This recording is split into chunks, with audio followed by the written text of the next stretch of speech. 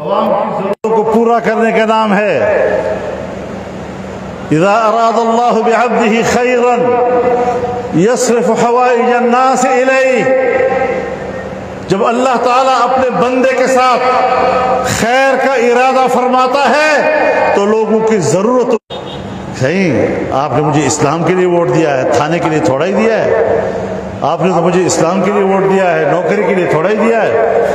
نہیں، اب ان کا حق ہے کہ وہ آپ کے پاس آئے اور آپ لوگوں کی خدمت کریں، اور انشاءاللہ میرے کارکن کے پاس عام آدمی کی خدمت کی صلاحیت بہت زیادہ ہے۔ وہ کام کے لیے اس سے رشوت نہیں لیتا، وہ کام کے لیے اس سے چھپتا نہیں ہے، اس کا مذاق نہیں اڑاتا، اس کو حقارت کی نظر سے نہیں دیکھتا۔ میں نے بڑے قوانین کو دیکھا ہے، بڑے بڑے برجوں کو دیکھا ہے میں نے، جو اپنی تقریروں میں کہا کرتے تھے یہ ہماری روٹیوں پر پلنے والے ملا آج ہمارا مقابلہ کر رہے ہیں، بخدا وہ اونٹ جتنے اونچے آج چھوٹی بکری کے قد پہ آ گئے ہیں، اور وہ چھوٹی بکری والے مولوی ملا آج اونٹ سے بھی اونچے قد کے نظر آ رہے ہیں۔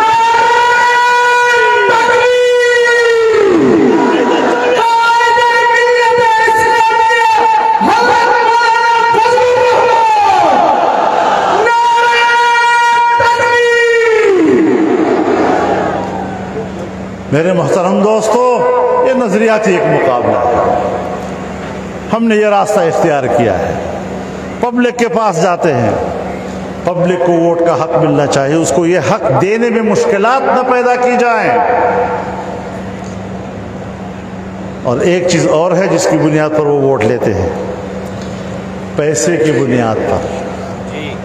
سو پیسہ میرے پاس نہیں ہے، اچھا پیسے کی بنیاد پر جب آپ ووٹ دیں گے تو پھر یہ مت کہو کہ میں نے ووٹ دیا ہے، سیدھا کہو میں نے ووٹ بیچا ہے۔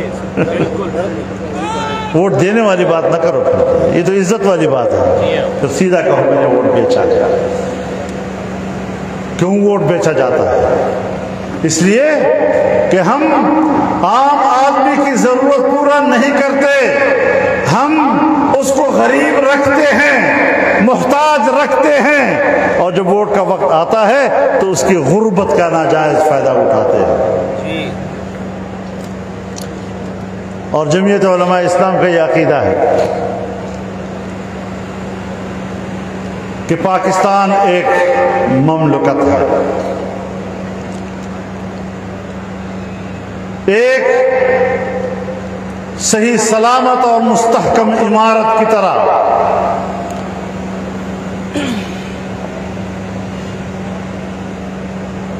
اور ایک تمدن ہے۔ بنی بنائی عمارت میں خرابی آ سکتی ہے، لیکن خرابی ٹھیک کی جاتی ہے، مکان نہیں گرائے جاتے۔ ایک چھوٹی سی خرابی کے لیے مکان نہیں گرائے جاتے۔ دیوار پھٹ گئی، بجلی کمزور ہو گئی، تاریں ٹوٹ گئی، پانی کا نظام خراب ہو گیا، اس کے لیے گھر گرائے جاتے ہیں یا مرمت کی جاتی ہے۔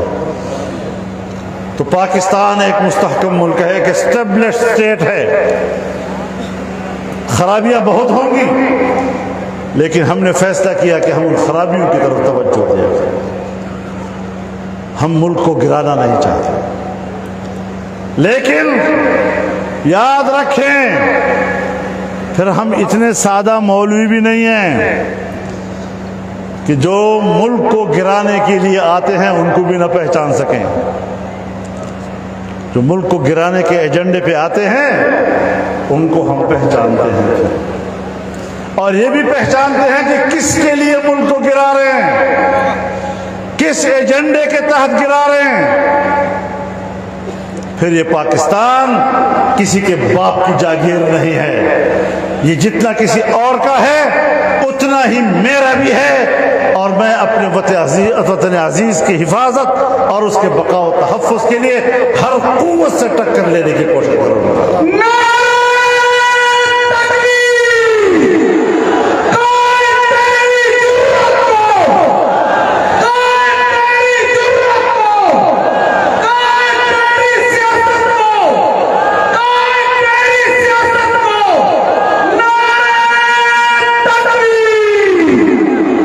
میرے سندھ کے بھائیوں،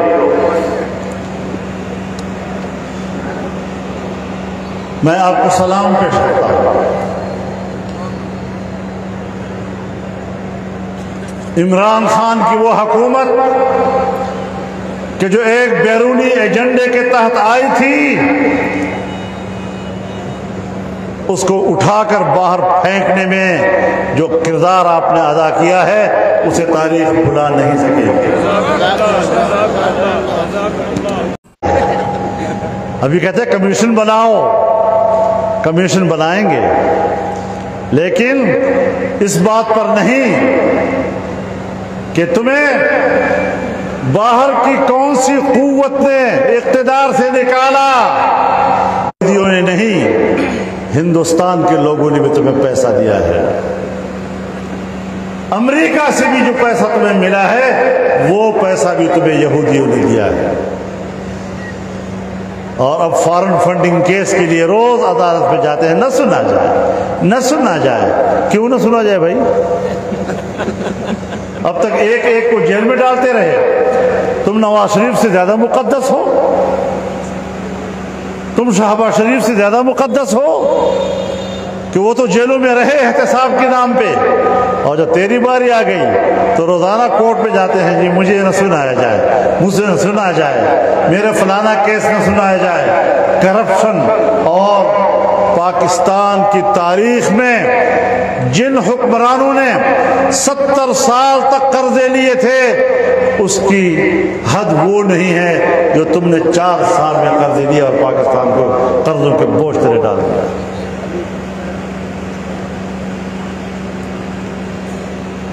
میرے محترم دوستو، خیبر پختونخوا پر انہوں نے کوئی 9 سال سے حکومت کی۔ جب یہ آئے تو 100 سے کم ارب روپیہ قرضہ تھا، اور اس وقت 800 سے زیادہ ارب کا قرضہ ہے۔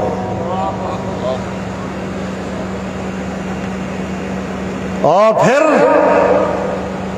اسٹیٹ بینک کو آپ نے IMF کے نمائندے کے حوالے کیا، جو مصر میں بھی ان کے اسٹیٹ بینک کو تباہ کر چکا تھا، اور کہتے تھے کہ میں تو میرٹ پر لوگوں کو لاؤں گا جو باقاعدہ ایک ملک کی معیشت کا بیڑا غرق کر چکا ہے، تم نے اس کو لا کر ہمارے ملک کے مرکزی بینک پہ بٹھا دیا۔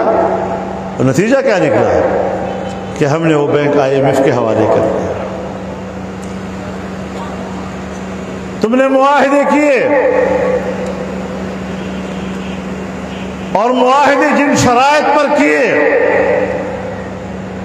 جو آج آپ کی معیشت کا ترجمان ہے تمہارا وزیر خزانہ، وہ جب آیا اس نے کہا کہ معاہدے غلط ہوئے ہیں، جو آج تمہارا دفاع بھی کر رہا ہے۔ تم نے 5 سال میں 5 وزیر خزانہ تبدیل کیے۔ نااہل کے بچوں، ایسے بھی دنیا میں کوئی کرتا ہے؟ ہر سال نیا وزیر خزانہ، نیا وزیر خزانہ، بیڑا غرق کر کے رکھ دیا ملک کا۔ اور یہ جو اس وقت آپ مہنگائی دیکھ رہے ہیں، چاہے وہ پیٹرولیم مصنوعات کی ہیں، چاہے وہ اشیاء خوردنی کی ہیں، آپ بتائیں 4 سال ہم نے ان کے خلاف اس مہنگائی پر احتجاج نہیں کیا، لیکن معاہدے کر لیے۔ اب یہ معاہدے در حقیقت آنے والی حکومت کے لیے مشکلات تھی۔ اب بات سمجھنے کی کوشش کرو، یا تو ہم چھوڑ دیتے اس کو کہ جو گند ہے وہ اس کے ہی سر پہ رہے، آج آپ کا ملک ٹوٹ چکا ہوتا یا ٹوٹ جاتا، اور ابھی خود کہا ہے کہ فوج آپس میں لڑے گی، پھر کہتا ہے ملک 3 حصوں میں تقسیم ہوگا۔ یہ کہاں سے وحی آ گئی اس کے اوپر؟ یہ خیالات کہاں سے پیش کر رہا ہے؟ سو ہم نے یہ فیصلہ کیا کہ جتنا جلدی ہو، جب تک ملک ہے اس سے واپس لیا جائے، اور واپس لیا، لیکن مہنگائی کا ایک بڑا بوجھ اس نے ہمارے سروں پہ لاد دیا تھا۔ اب ظاہر ہے غریب آدمی نے تو یہی دیکھنا ہے کہ آج حکومت کس کی ہے۔ عمران کی حکومت میں بھی ایسا تھا، شہباز کی حکومت میں بھی ایسا ہے، وہ تو لوگ کہیں گے اس بیچارے کا تو کوئی قصور نہیں ہے، لیکن 4 سالوں کا گند اور 4 سالوں کی غلاظت اور 4 سالوں میں ملک کی معیشت کو دلدل میں پھنسانے کے بعد اس کو وہاں سے نکالنا کچھ وقت تو لگے گا بھی نا۔ ایسا تو نہیں ہے معاہدے تم نے کیے ہیں، آج IMF مجھے قرضہ دینے کو تیار نہیں ہے، اور پھر معاہدوں میں ہمارے دوست ممالک کو تم نے ضامن بنایا، وہ ضمانت کی وجہ سے میری مدد نہیں کر سکتے، تو تم نے تو نہ مجھے عالمی اداروں کا چھوڑا اور نہ اپنے دوستوں کا چھوڑا، تو کیا کیا جائے؟ تو ایک چند عرصے ہم تھوڑے مشکل میں جا کر کنٹرول کریں، مشکل میں جا کر کنٹرول کرتے ہیں انشاءاللہ العزیز۔ سی پیک کا معاہدہ جو چین کے ساتھ ہوا وہ تم نے روکا، اور پھر تم نے اس معاہدے کی کچھ خفیہ راز جو آپ کی امانت تھی، ہمارے اور چین کے بیچ میں تھی، تم نے خفیہ راز IMF کو دیے یا نہیں،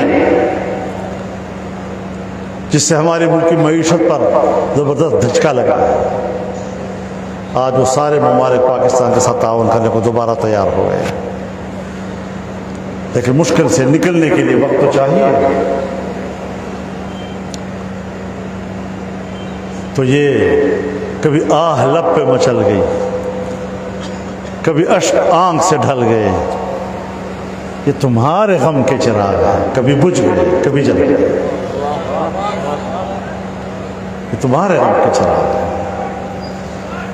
کچھ وقت کے لیے یہ بجھتے جلتے رہیں گے، لیکن انشاءاللہ العزیز ہم نے جو اس کی حکمت عملی بنائی، ایک مختصر وقت کی، ایک طویل المدت، اس میں انشاءاللہ ہم اگلے چند مہینوں کے اندر صورتحال کو کنٹرول کر لیں گے، اور جو کنٹرول کیا ہے وہ یہ کہ ملک کو بچا لیا ہے، ورنہ یہ ملک بھی نہ ہوتا۔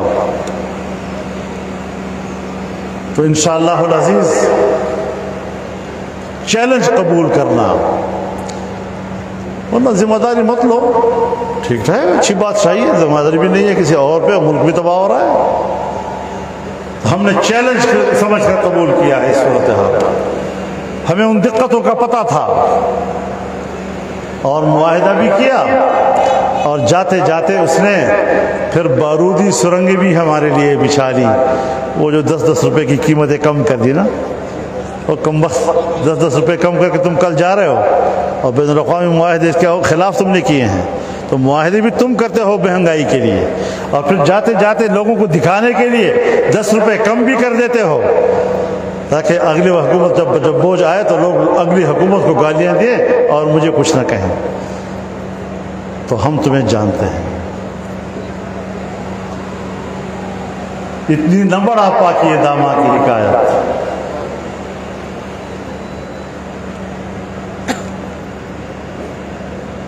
ہم آپ کی قد کو جانتے ہیں، آپ کے آبا کو جانتے ہیں، آپ کے شکل و صورت سے واقف ہیں، کہ شکل و صورت سے تم پاکستانی کم از کم نہیں لگتے۔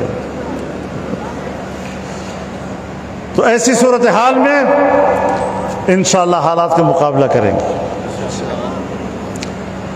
حکومت میں نہیں تھے تو تم مشکل تھے، اور 4 سال تمہارے ساتھ لڑائی لڑی، تمہیں اکھاڑ دیا، اب تمہارا گند مشکل ہے، اس گند کو بھی انشاءاللہ باہر پھینکیں گے اللہ کی مدد سے، اور قوم مطمئن رہے انشاءاللہ۔ میرے محترم دوستو، انہی حالات میں صوبہ خیبر پختونخوا میں بھی بلدیاتی الیکشن ہوئے، بلوچستان میں بھی ہوئے، اور جمعیت علماء اسلام کے ان کارکنوں نے بڑے بڑے برج الٹ دیے اور ان حکمرانوں کو شکست دی۔ انشاءاللہ صوبہ سندھ میں بھی آپ ایک انتہائی اعلیٰ کارکردگی کا مظاہرہ کریں گے اور ان فقیروں پر اعتماد کریں گے۔ اللہ تعالی ہمارا حامی ناصر ہو۔ وآخر دعوانا الحمدللہ رب العالمین۔